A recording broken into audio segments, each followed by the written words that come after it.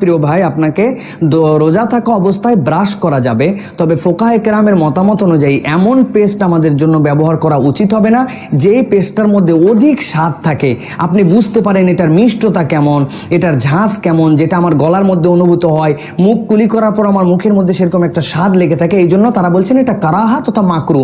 তবে কেউ যদি হালকা পেস্ট, যেটার গন্ধ স্বাদ হালকা, এরকম কিছু দিয়ে টুথপেস্ট ব্যবহার করেন, তাহলে এক্ষেত্রে তার রোজার কোনো ক্ষতি হবে না। তবে সবচেয়ে সুন্দর পদ্ধতি হচ্ছে আমরা ব্রাশ করলাম, আমরা পেস্ট রাখলাম না, আমরা মেসওয়াক করলাম, যেটাতে আমরা এই সময়টুকুতে আমরা ব্রাশ বা এর জন্য আমরা কোনো টুথপেস্ট ব্যবহার করব না।